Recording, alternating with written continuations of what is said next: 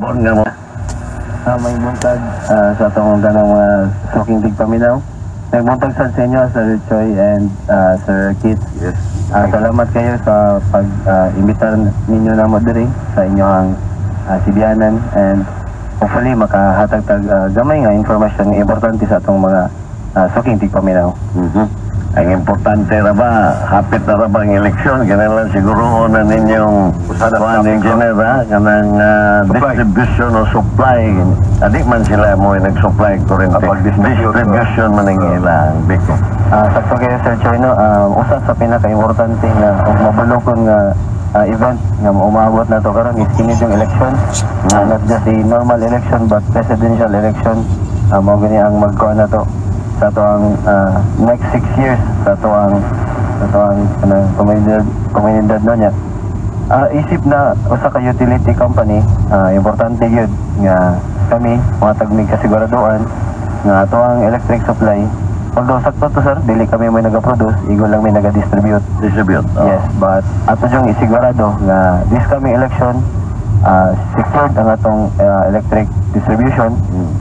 Pero di ka makasulti sa supply, kaya dili man ka mo nag-supply sa kuryente yun. Kana, di kita kasultihan na, but ato ginang dunganan o pagampo nga atong supply may tanaog wal dili sad mag-igo sa datong supply for the coming election. I see. Well, anyway, unsa may mga latest na mga panghitabo karon sa Beko, labi na sa unsay mga inyong giplano, no, nga kuan nga pagkahimuon. Doon na ba mo yung mga bagong mga special announcement or kuan kaning pahibaw? Yes, Sir Choy, na nagaanda mi karon kini among election contingency. So since last year pa naga-improve na mi sa among distribution lines. Constant ang ang replacement atong mga rotten pole na delikado niya og makakos og service interruption if matumba. Kinatong mga vegetation, naga-improve sa ni sa atong lines, atong gi-convert into insulated nga lines nga kung makuhanan og mga punuan o mga animals, dili makakos og unwanted nga service interruption. So for this election contingency, nami mga proactive na measures since early this year. Katong i-identify na to ang possible na polling precinct. Since karon vote counting machine naman gud atong ginagamit, mas kinahanglan na gud, mas nagkinahanglan gud sa kuryente. So ang mga polling precincts amo na tong i-identify katong mga polling precincts before di-check na mo ang nag-check na pud mi sa loading sa transformer nga nag-supply niya. Dapat i-make sure nga inigabot sa election day dili siya mo overload. Mga gini-usas sa so mo na inyong mga gikuandaan, rehearsal ninyo daan ang inyong mga systems. Yes, ato na nagipangandaman karon. Constant atong checking ana. Amo pang gi-intensify among line clearing nga mga programs nga atong paningkamutan nga walay punuan nga mosagid sa atong linya nga makakos og service interruption. So nasad ni ang isasad namo nga program karon is to check atong mga polling precinct katong sa ilahang connection nga atong i-make sure nga ang ilang mga metro dili ba loose, ilang mga connections dili ba loose, ang ilang mga wire enough ba ang size, dili ba gamay, enough ba nga mokita sa load, mokarga sa load during election day. I see. Kaya Engineer Bonbon, doon ako tukutanan ni mo, okay? Lately, wa naman kayo service interruption ng Beko. Sa mga tanag yung kunimo kaning kumusta man ang supply sa inyong mga power producers? Unsa may present standing karon sa kaning consumption against supply? Doon na tingali kay update bisag everyday tingali na may bawo kaniya na o pilay as of now, kalabi na yun tinginit. Pila may total consumption nato sa inyong franchise area? Ang Beko nga franchise, isang atong demand karon is 478 megawatt. So ang atong supply? Although atong installed capacity is 800 MVA, mo ni atong mga transformers nga mo receive ng mga supply. Although ang kinilang atong supply side kay magagad sa taog pila say ma-produce atong mga suppliers. Oo. So murag na daily basis mo siya og wait and see, but hopefully stabilize sa ato ang supply when it comes, maskin dili lang during election day, maskin siguro karon samot ng ating init. So pila yung mga estimate mo excess nga na naka-standby na sa doon naman mo yung daily report niya na. Kana siya, Sir China, dili kay ko familiar ana sa figures, but as of now, Pila ka megawatts ang now, it is an accepted fact na Yes. 400 kape ng atong consumption sa inyong franchise area. sa micro-franchise lang na siya, but connected man gud ta sa kanang Cebu Negros panay nga grid. So, di gyud mo kasiguro og pila gyud excess. Yes, na, aside lang sad sa ato connected mo gud ta sa grid, nagkuha sad ang Negros ug ang Panay Island sa ato. So, ang muhatag og report niya na ang mga power producer. Yes, during kuan na gina siya, mo advice na gina sila. Labi na ron tinginit, no? Kay grabe ang tinginit, di Yes, ba? grabe niya. O basta sa grid na to, more or less, natay mga 500 megawatts na reserve. So, Sa grid ninyo. Yes, sa grid na siya. So, in totality, almost 1,000. 1,000 plus, yes. So, marang safe kayo ang level, no? Sa supply. Dinhi lang sa particular area Yes, sa Beco franchise. Yes. I see. Now, mutan na ko ni mo nining, doon na magplano nga ibutang na bagong power plant diha sa Ludo. Which, unsa man na sila? Mo-supply na sila sa Beco? Kana if di ko ka comment on that point, but if diha siya ibutang, kung ibutang siya, kung mo-connect siya sa grid or mo-direkta siya sa Beco, mo-benefit sigit ang Beco. Beco ra, kaya nara mas benefit, yes. Pero mga matay nang namuyo diha sa palibot sa Pasil ug sa Ermita kay coal-fired ba na? Nya kanaganing sa Naga, gubot man gani na. Basta na may purma niya na mamaligya na dihang Pasil Fish Market ug ito mga isda. Mo na may tamo siguro. Ara ako marag may upo-upos jud ko niya na. I am sure a lot of residents nini sa Sugbo niya binadiyang iriyaha kinalan mag-usa yun pagsupak niya na anong di man na nila ibutang dito sila gusto nila ng itao diha adto na sa compound dito sa mga tagiya nga Ludo adto dito Pandara aron sila mo yung mga hilo dili ang mga tao nganong di man sila mo palit og laing property sa layo nga adto sila magbutag planta di ba ana man gyud sa residential area. Now, anyway, going back to power distribution, kining ako, Engineer Bonbon, mag-uwang mo yung kunimo. So niya, numdo man dyan ko, in fact, ang kanang mga tagiya sa Beco, silingan maginana mo, kaduwa mananako, kanang mga Garcia. So niya, inumdo man dyan ko niya doon, ang ilang mga facilities, mga equipments, kuan pa man kanang kinaraan pa ba ganyan ang mga truck nila dito kahoy pero karon nakakita ko nga sukad gyud sa pagsud gyud sa bagong mga investors in the persons of sa mga Aboitiz na modernize gyud ang inyong kuan nga nakakita jud ko ang growth ang expansion kunya makita gyud mo ang efficiency. Pero, na-notice na ko, Engineer Bonbon, nga kaning uban ninyong mga kuan, maragi outsource man ninyo.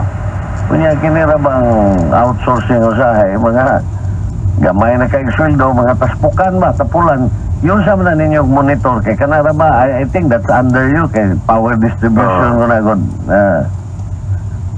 Yes, Sir.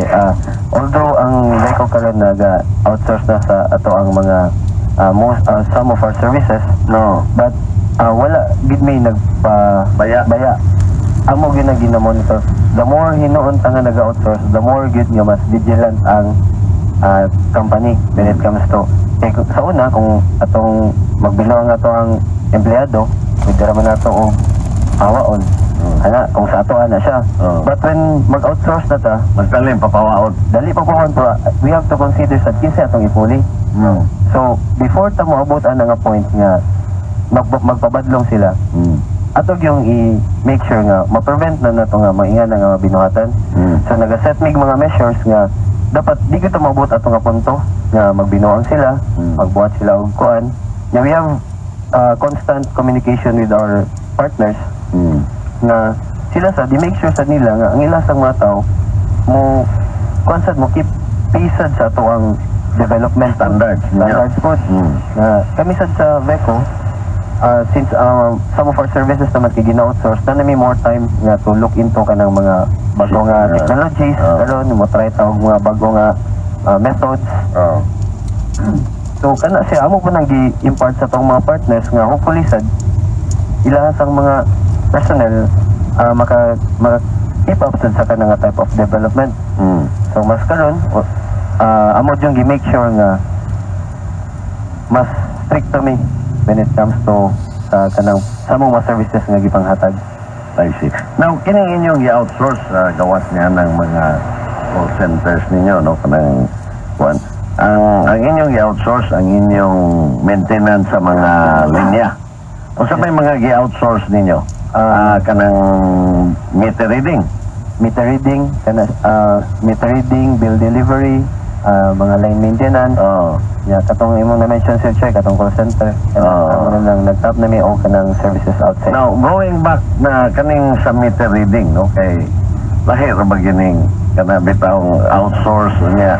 Labi na ba ginang inyong mga metro akong naobserbahan to si babaw ba kayo kay well, I know the purpose of that is to control pilferages, no? Meter tampering. Kanang meter tampering. Pero luoy sa kay mga consumer niya na o sa puton o ang kanang meter reader o kontra gusto kay gamay rag sweldo nabayan na ang work efficiency ang sweldo baya affects the performance or work efficiency of the employee, di ba? Now kung gyusam na ninyo pagbantayan na kanang meter reading, di ba naman na sila tingal na marag stick, no, nga mo i-kuhan sa taas i-kuhan ka ng murag at least maklaro gid ang reading sa taas, no? Ma-zoom. Kana siya, Sir Choy, usa na siya sa among risk. Kung pananglitag magduka-duka ng meter reader niyang lain nga, magtapad, dikit, baya ka ng mga metro, patay gapon me. Baylo ba? Baylo. Actually, di gina na tumalikaya, no? Kaya obviously, basta nga na ang setup, naging nga na ang klase ng problema.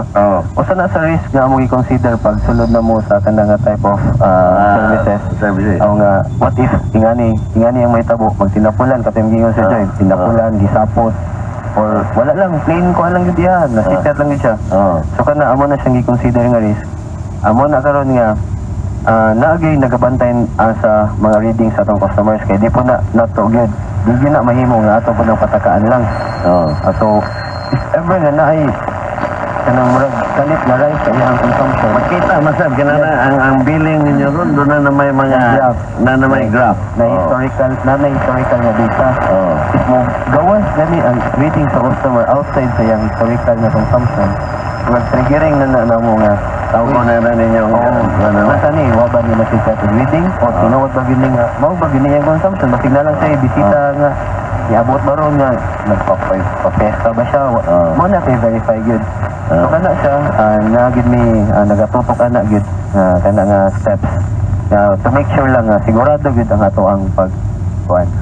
Yeah, by the way, the Angel Kids, ato din i-acknowledge ang kuyog ni Engineer Darrell Bonbon, si Maymay Dukay, na sa Reputation Enhancement Department.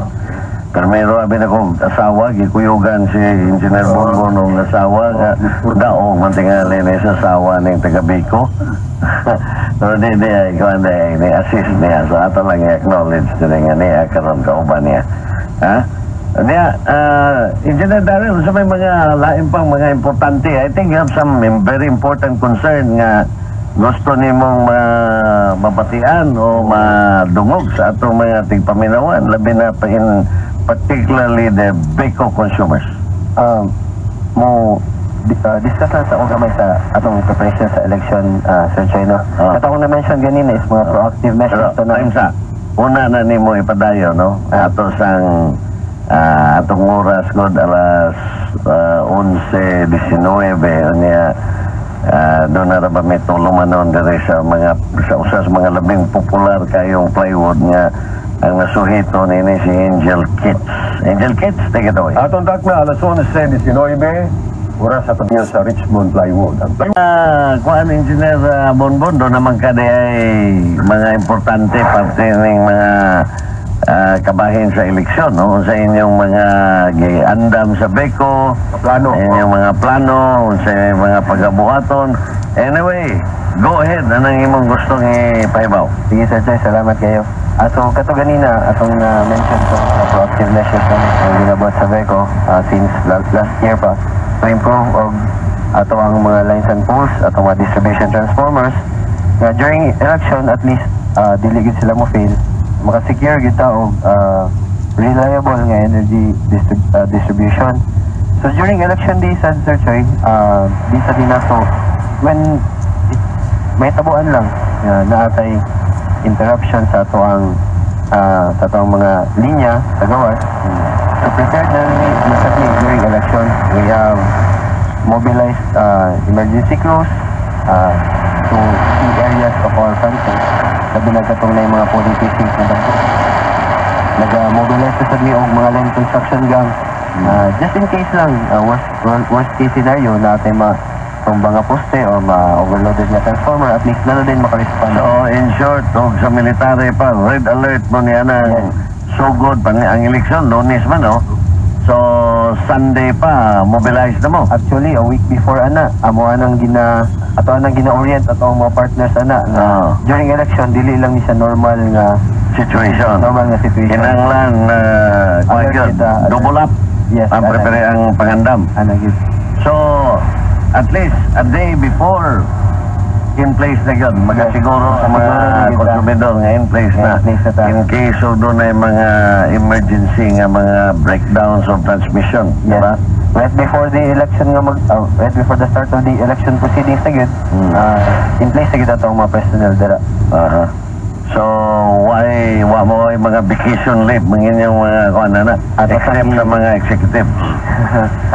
So, atong mga key personnel, talang sanggihang yung at di na sa mga vacation leave. Siguro after na.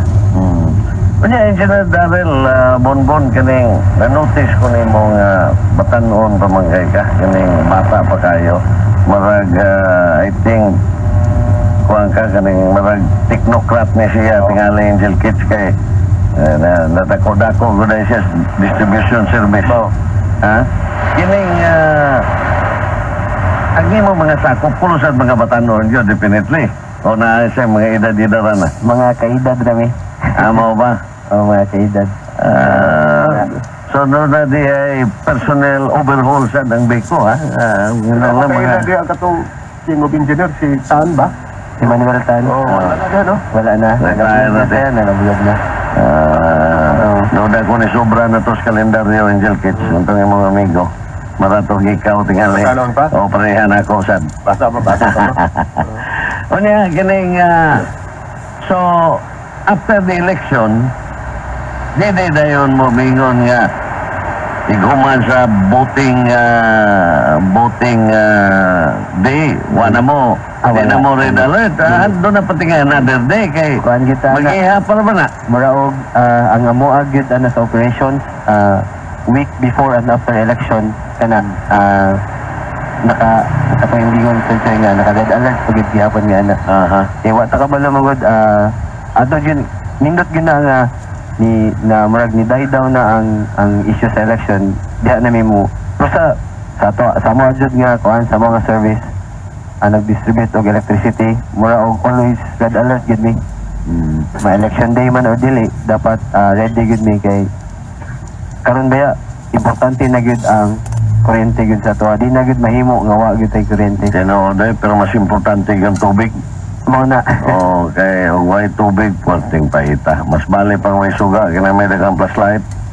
Kining Engineer Bonbon doon na sa goy daghang mga kaigsunan na ito mahibo nga ngano kuno ng Pustis Beko. Ako, doon ako idea, no? Pero mas may giningikan sa, kuhan yun, sa expert o sa inahibaw na na. Yan ko nung postis beko, doon ako nung dako kayo, doon na siya gamay. Sa akong naibawan, transmission line na, kanang dagko. Pero nga man, daghan man kayong mga daan sa Cebu, nga doon na, ana. Ang kana ato ang transmission line. Sakto ka Sir Chino kanang madagong poste mo na itong mga sub-transmission line. Ang yung voltahian na niya 69,000 volts. Mo ginang atos taas gyud. Yes, mo na nasa taas kay delikado mo gina siya po nga kanang dapat layo gina siya sa tong public, di gina siya ma-access to anyone. Nya kana siya is naga-serve ginagdagang substations. Kung ma-notice natin substation diri sa may Ermita. When you talk of substation, mo na mga transformers yes, na mga dagko. Step up, di ba? Nga dagko. Nagikan na sa gikan sa atong supply, kargahon sa atong sub-transmission lines padulong sa mga substations nga dagko. Kaya mo na mo increase sa voltahe. Mo na mo decrease. Mo decrease. 69,000 na, 69,000. Imo na yung 23,000 volts. Lagi ka na po sa among transformer, namin mga primary poles. Usually ang height ano niya mga 40 feet. Ay katong sub-transmission line din na to, Sir Choy, mga 75 footers to sila. Tagas yun. Tagas gitu sila. Pero kanang kanang mga primary poles na to, ang iyang voltahe na niya is 23,000 volts. Ang usual na height na niya is 40 feet. So siya na po yung distribute sa to ang mga distribution transformers na mga nasa tungod sa itong balay, nasa poste. Yan na na-step down to kanang ma-utilize na itong voltage nga 230 volts. Yang ano man ni Engineer Bonbon nga napamangyapoy mga kahoy nga poste nga supposed to be moderno naman tata. Yes, kana mura og kanang mao gini atong gihinay-hinayan na karon. Ato nagilis na mga naghinay. Kay kuan na padong retirement na gid na atong mga poste nga kahoy. So inigilis na to nila ato ginaslayo automatic nga concrete. Pero kanang inyong mga wiring nga spaghetti wires ang inyo nakureya ang inyo because ato na you know we know for a fact nga kanang inyong Beko Pole daghan sang nagbayad ni ana nga mo gamit pero attachment dagang attachment so I think those are the causes nga nang ingon nila spaghetti wires ang inyo tingali gipahilo na ganinyo eksakto di ba? Ato ginang gipahilo na Sir Choy kay ang kana ato ang linya ug di na nato tarongon malus na siya magkos sa interruption. Worst case na niya kung short circuit maka-short circuit or maka-kuryente. Mo ni ato ang gisiguro gyud nga limpyo na tong linya. Kana sakto na atay naputay mga partners no nga ni-attach sa ato ang poste kini atong mga telecommunications provider pero bayad na sila. Nanas sila agreement with Beko. Mana atasan na silang part of that agreement is dapat ang ilasang ilasang mga linya limpyo sad. Kay atasan i-mitigate nga bilis na siya maka-obstruct labi na sa flow of traffic bitaw. Flow of vehicles. Ngayon sa going back sa mga election sa pero bang mga enhancement din yung imo? Katod before and after the election day nagatap sad mi og ato ang mga accredited electrician nga tulok into sa first kanang mo check sa wiring sa mga schools nga at least kini ba siya wala ba ni siya maka-carry ba ni siya sa load during election day. We plan sad to tap them also during election day kay just in case lang ba nga na ay mga may tabo sa sulod sa school or sa ilang connection at least naari makadaganda yun. So sa ato na bang naibawan anything after the metal o na nasa balay dili na kuno na responsibilidad sa Beko kundi inyo na ng household owner na mo na mo contact with electrician. Is that true? Yes, that's true. So kining mga eskwelahan ron especially election naghimo mo mga exceptional exceptional sa itong operation. Kini po damong emergency crew, makakaya mo po sila mo attend to mga load side concerns. So for this day alone lang, kini kay very important magini sa to ato yung i-make sure nga kanang maskin sa sulod sa eskwelahan, natay makuan.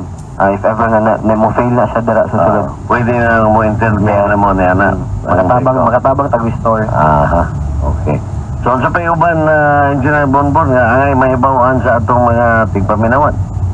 During election sad amo yung gi-make sure pod nga atong lines open sad sa atong mga call center. Tasan natin arrangement nila nga itong mga call center agents makavotan sila, but dili sad nato wagtangan og personnel ato ang call center.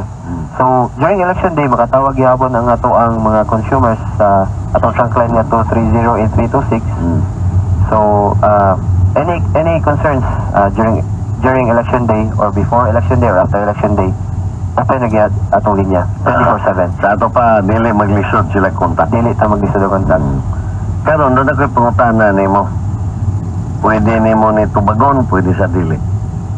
Kinsa man gyud kusog nga kandidatos biko sa nasyonal.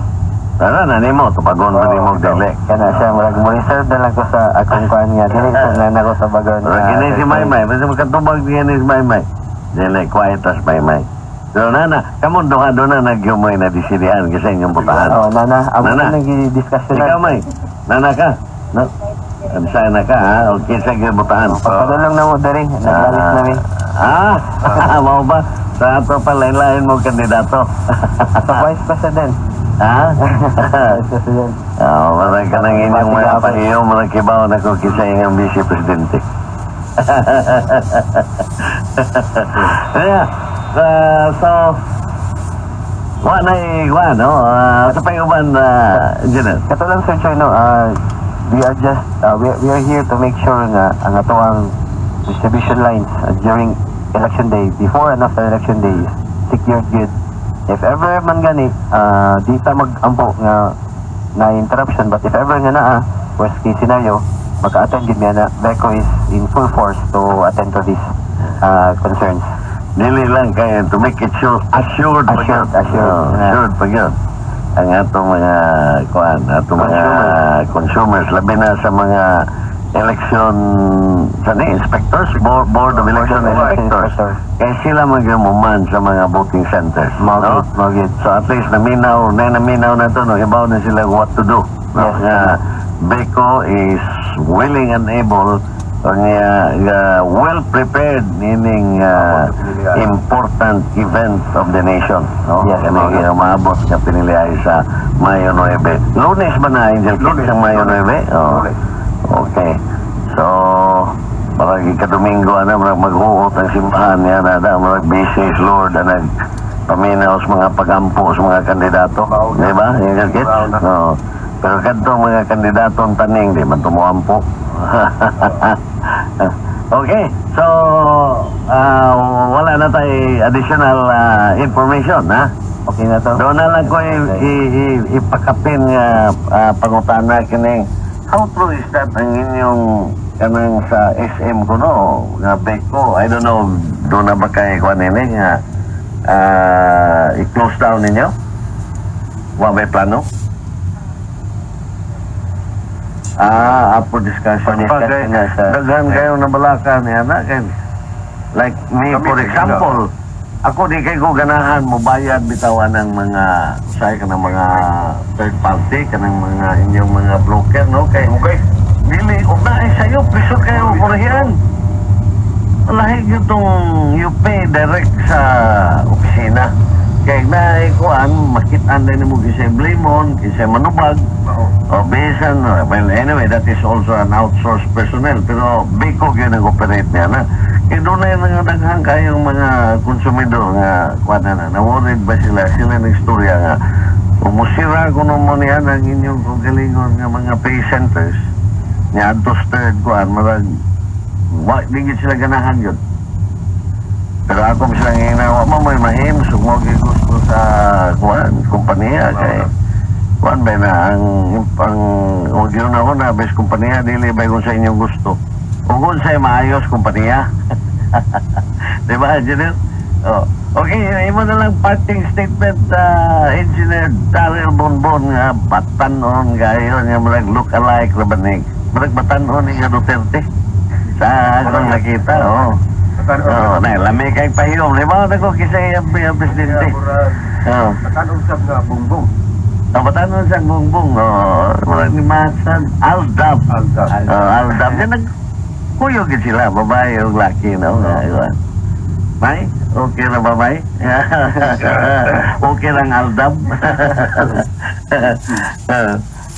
So, ang BECO is mo assure gid me sa atong mga konsumidor nga ang BECO is very prepared karong election day, very important event sa ato kasi very important event sa ato ang nasod kay mao gini ang sinugdanan po sa atong another 6 years. So kami sad sa BECO we will play our part sad to secure our distribution lines nga as much as possible wala gyud ta interruption sa ato sa mga part, wala interruption during that day. And if ever nga naa man gani dili sad ta magampo, ang BECO is always there. We are in full force to ensure nga fast and quick power restoration. So you can reach us through our trunk line, through our Facebook page. We are also open to our Twitter. Ang lines of communication sa BECO is very open yun. So I'm very thankful for this opportunity nga gihatag sa Mr. Choi ug ni Sir Kit to impart this information to our consumers. Okay, last question lang before you go, no? Kay importante kay ini sa for the benefit sa atong mga consumers, no, electric consumers. Mangutana lang ko nimo, ang particular franchise sa BECO is up to Naga City, right? From Liloan to San Fernando. To San Fernando. Yes. So Silo pa sa Naga.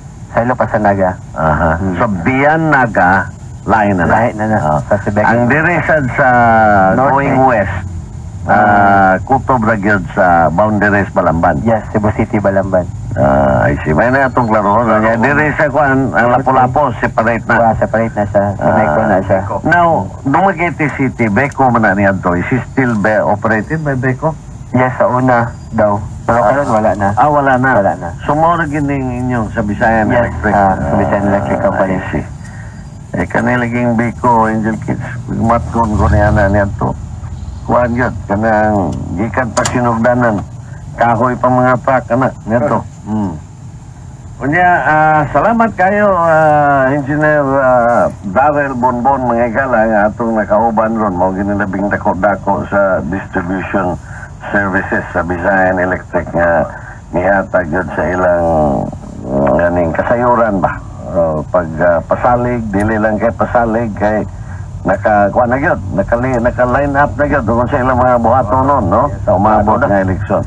So this is a very good assurance to the electric consumers. Dili lang sa electric consumer, hasta sa mga butante. Ha?